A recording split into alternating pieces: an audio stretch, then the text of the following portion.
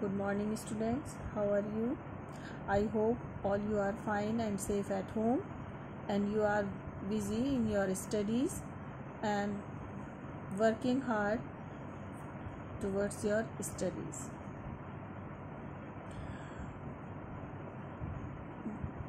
As you know that we are discussing our relation with our neighboring countries.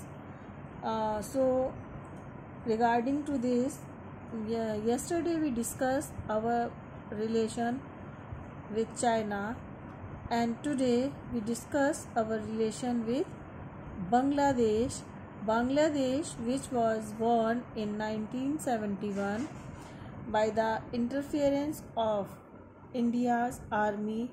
By the help of India's army, they got independence from Pakistan. Relation between India and Bangladesh are based on the moral support given by India during the freedom struggle of Bangladesh. India has to bear the influx of more than 80 lakhs refugees, but the rapid change of government and the association of Mujib impacted the strong relation between the two, but still some positive aspect of the Bangladesh is a part of look east policy, है ना, on disaster management and environmental issues. The two states have been cooperating regularly. A few differences have been resolved amicably. Both sides are trying to identify the common threat area in the cooperation.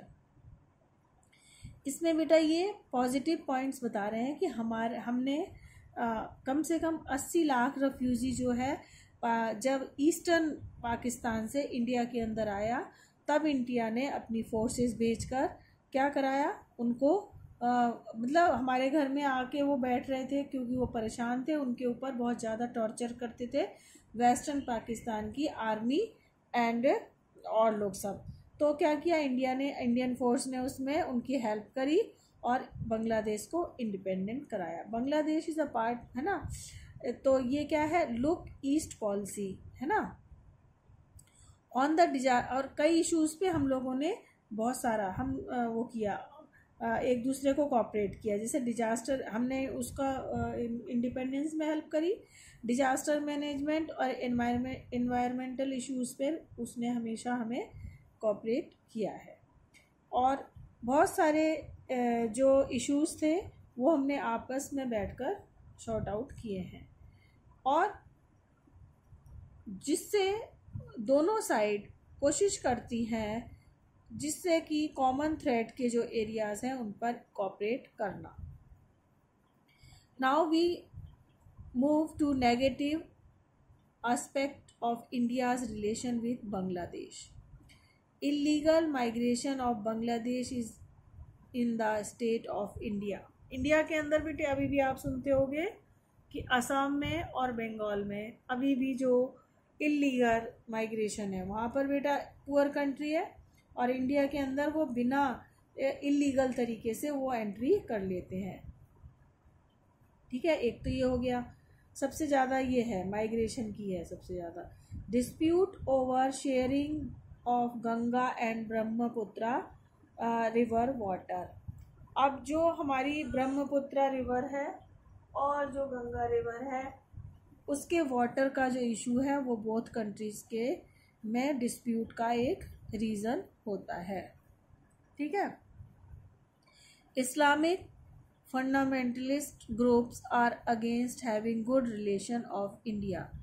अब बेटा Islamic जो country हैं, है ना, basic जो हैं, वो India के रिलेशन बांग्लादेश के साथ अच्छे होने पर उनको क्या, वो इस चीज़ का विरोध करते हैं। मतलब जो मुस्लिम कंट्री हैं वो बांग्लादेश को उकसाते हैं कि इंडिया के साथ अच्छे रिलेशन ना रखें। हिंदू मुस्लिम लड़ाई आप सबको पता है।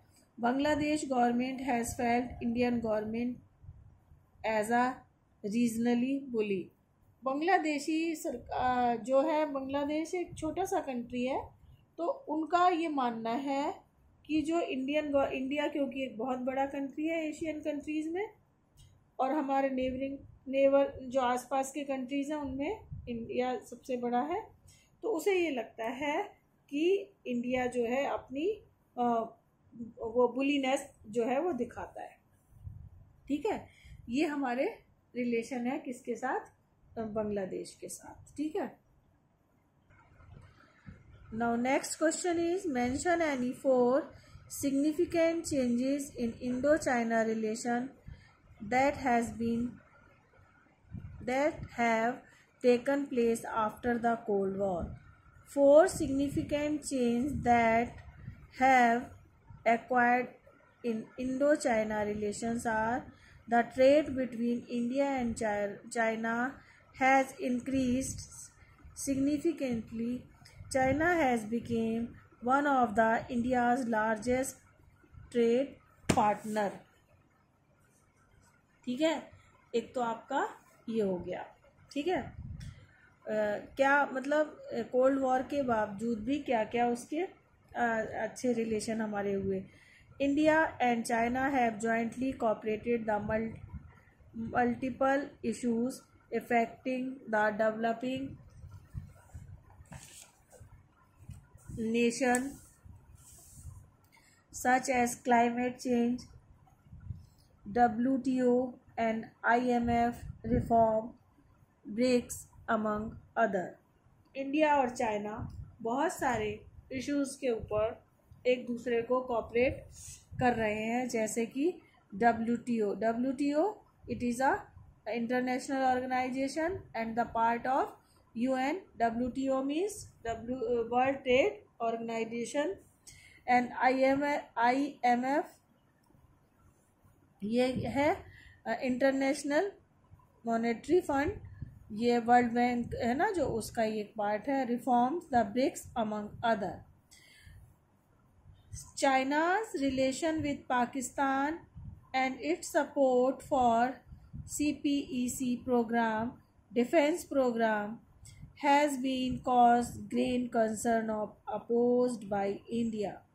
क्योंकि हमारा एनिमी नेशन है कौन? पाकिस्तान, और चाइना जो है वो उसको उसके कई सारे प्रोग्राम्स में उसको सपोर्ट करता है, जिसकी वजह से कौन कौन है ना, जिसकी वजह से इंडिया जो है वो चाइना को अपोज करता है। There has been growing tension by China across India border, growing influence in South Asia with string the third base. This is caused relation between the India and China deteriorate. अब India जो border पर China जो है वो बहुत सारी tension create करता है, जिसकी वजह से इंडिया और चाइना के जो रिलेशन है वो बहुत ज़्यादा इन्फ्लुएंस होते हैं। एक ये भी इम्पोर्टेंट क्वेश्चन है बच्चों, analyse the 3 different views with India about the type of relationship India should have with United States of America. India too has to decide exactly what type of relationship it wants with US in the face of global hegemony. The choice are not exactly easy. Within India, the debate seems around 3 possible strategies. क्या देखो, अब जो है India का ये decide करना कि वो किस तरह की रिलेशनशिप रखेगा यूएस के संग, ये बहुत जबकि ग्लोबल हेजमनी का मतलब होता है कि अपनी मनमानी करना, ओनली अपनी मनमानी करना। तो ये चॉइस करना बहुत आसान नहीं था इंडिया के अंदर ही इसमें, क्योंकि India is a democratic country, तो यहाँ पर सबको अपनी ओपिनियन देने का राइट होता है। तो इंडिया के अंदर ही बहुत सारी पॉसिबिलिटी इसके रिगार्डिंग बन रही थी। कैसे? India should maintain the alliance from the US and focus upon increasing its comprehensive nation power. India को मेंटेन करना चाहिए यूएस के संग अच्छे रिलेशन। इट मीन्स ये लोग चाहते थे कि इंडिया जो है वो नाटो ज्वाइन करता। ये एक मतलब ये एक ओपिनियन था। इंडिया के अंदर ही बहुत सारे राय होती हैं ना, सजेशन होते हैं। तो एक सजेशन ये भी था कि इंडिया को यूएस के साथ रहकर ही अपनी इंक्रीज करना चाहिए था, नेशन पावर को बढ़ाना चाहिए था। The Indian critics who see international policy largely the term of military power as uneasy at the thought growing chosen between India and US. India should take advantage of US hegemony and the mutual establish best possible option of self. Opposition of US would be exercised and will only hurt India in the long run. India should take the lead in establish the coalition of countries from the developing world. Critics feel that the coalition would become more powerful and more severing hegemony always dominating way. ठीक है? Now some value based question. What policy has India always opposed? India has always opposed the policy of colonialism and the imperialism. What has been given at most important and the foreign policy of Jawaharlal Nehru? National interest of India has been given at most importance in the foreign policy of Jawaharlal Nehru.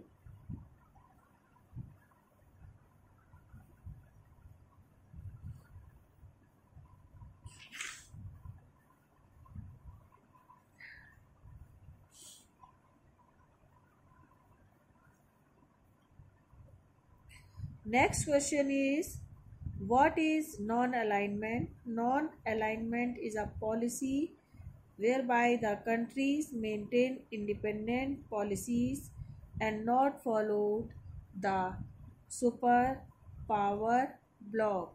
I think you all are understood this thing. Next question, give two effects of the 71 war between India and Pakistan. The two main effects of war of 1971 between India and Pakistan is formation of Bangladesh as an independent country and the Shimla agreement signed between India and Pakistan which highlighted that the country would try to restore.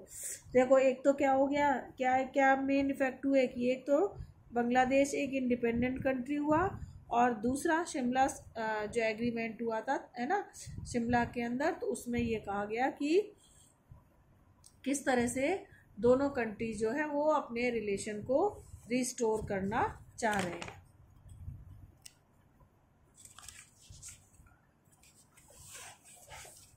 Next question है बेटा, what has been the effect of victory in 1971 war of India? ठीक है, India received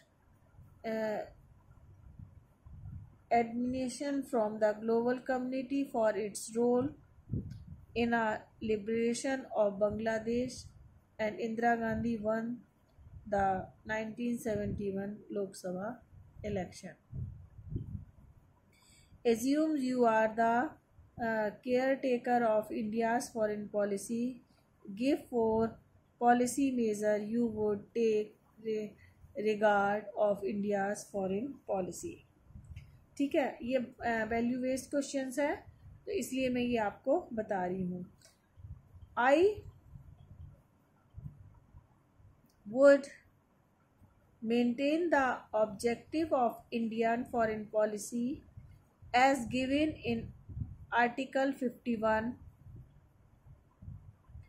of the Constitution, improve economic relationship between the other countries, especially Southeast Asia and Africa, maintain friendly relationship with the neighboring, ensure India's rise a leader of international bodies such as UN। ठीक है, तो इसमें क्या है कि हम लोग अपने सारे जो कंट्रीज़ हैं उससे रिलेशन मेंटेन रखते, स्पेशली साउथ ईस्ट एशिया में, अफ्रीका में फ्रेंडली रिलेशन करते, और जो हमारा जो अपने लीडर जो है वो इंटरनेशनल बॉडीज़ में अपनी जो है अपनी वॉइस को राइज हम लोग जो है करते। तो दीज है ना, तो ये सब आपके क्वेश्चन हो गए। अब जो है बेटा नेक्स्ट जो है इसके अंदर बेटा these are some another high order thinking skill HOTS is McMahon line is a natural boundaries.